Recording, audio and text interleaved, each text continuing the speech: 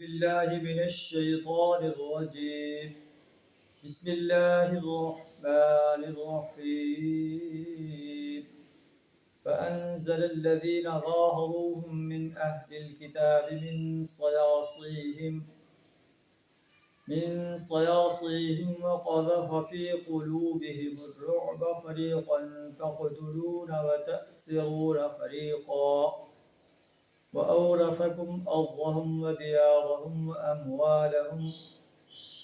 وأرضا لم تطئوها وكان الله على كل شيء قديرا صدق اللہ العظیم۔ سورہ الاحزاب آیت نمبر 26 اور 27 آپ کے سامنے تلاوت کی۔ اللہ تبارک و تعالیٰ نے نبی صلی اللہ علیہ وسلم کو جنگ احزاب میں فتح عطا فرمائی۔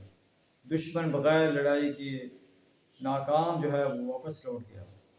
بنو قریظہ جنہوں نے نبی صلی اللہ علیہ وسلم کے ساتھ کیے ہوئے عہد کو توڑ دیا تھا اور انہوں نے مشرکین مکہ کا ساتھ دینے کا اعلان کیا تھا، تو جب جنگ ختم ہو گئی نبی صلی اللہ علیہ وسلم اپنے گھر لوٹے تو آپ نے اپنے ہتھیار اتار دیے۔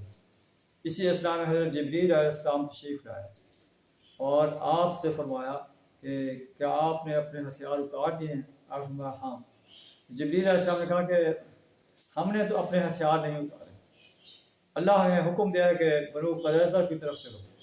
تو نبی صلی اللہ علیہ وسلم نے آرڈر دے دیا اہل ایمان کو کہ تمام جو ہے صحابہ وہ بنو قریظہ کی طرف جو ہے روانہ ہو جائیں اور عصر کی نماز جو ہے اس وقت تک نہ پڑھیں جب تک وہ بنو قریظہ کا محاصرہ نہ کر لیں۔ تو بنو قریظہ کا محاصرہ کیا گیا، کئی دن محاصرہ جاری رہا۔ آخر کار جو ہے بنو قریظہ جو ہے وہ ہمت ہار بیٹھے، اللہ نے ان پر رعب طاری کر دیا اور انہوں نے نبی صلی اللہ علیہ وسلم کو اپنے آپ کو سپرد کر دیا اور یہ طے کیا کہ حضرت سعد بن معاذ رضی اللہ تعالیٰ عنہ ان کے بارے میں جو فیصلہ کریں گے وہ انہیں قبول ہوگا۔ نبی صلی اللہ علیہ وسلم نے سعد بن معاذ رضی اللہ تعالیٰ عنہ کو بلوایا اور فرمایا کہ آپ جو ہے ان کے درمیان فیصلہ کر دیں۔ سعد بن معاذ رضی اللہ تعالیٰ عنہ اوس کے سردار تھے اور یہ بنی قریظہ جو ہے پہلے اوس کے حلیف رہ چکے تھے۔ ان کا خیال تھا کہ سعد بن معاذ رضی اللہ تعالیٰ عنہ ان کے ساتھ نرمی کریں گے، لیکن سعد بن معاذ رضی اللہ تعالیٰ عنہ دیکھ چکے تھے کہ جنگ احزاب میں بنو قریظہ نے معاہدے کو توڑ دیا تھا اور دشمنوں کا ساتھ دینے کا اعلان کر دیا۔ تو سعد بن معاذ رضی اللہ تعالیٰ عنہ جب نبی صلی اللہ علیہ وسلم کے خیمے میں تشریف لائے تو آپ صلی اللہ علیہ وسلم نے صحابہ کرام سے فرمایا کہ اپنے سردار کا استقبال کرو۔ ان کا استقبال کیا گیا، آپ نے ساری بات اس سے بتائی۔ پھر آپ نے پوچھا کہ میرا فیصلہ جو ہے بنو قریظہ پر بھی نافذ ہوگا؟ بنو قریظہ نے کہا ہاں۔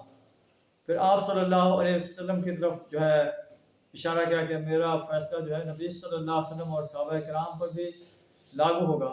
آپ صلی اللہ علیہ وسلم نے جو ہے اشارہ فرمایا کہ آپ کا فیصلہ جو ہے ہمارے اوپر بھی لاگو ہوگا۔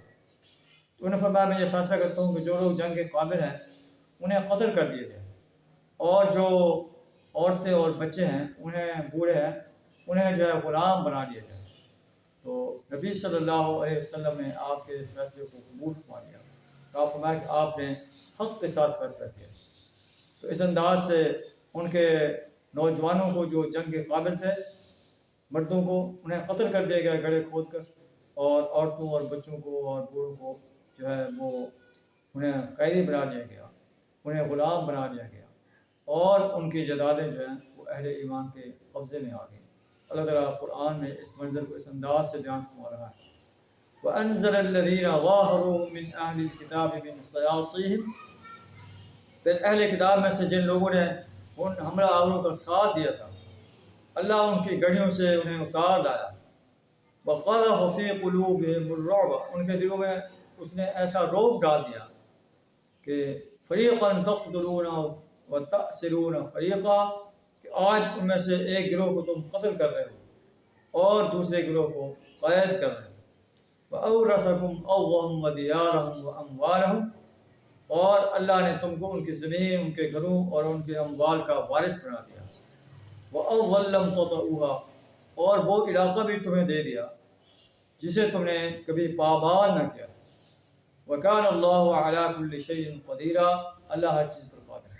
اللہ سے دعا درا ہمیں بھی ایسے اہل ایمان، ایسے عظیم انسانوں میں شامل فرمائے جو اللہ کے دین کو غالب کرنے کے لیے اپنا مال، جان، وقت اور صلاحیت کھپا دیتے ہیں۔ وآخر دعوانا الحمد للہ رب العالمین۔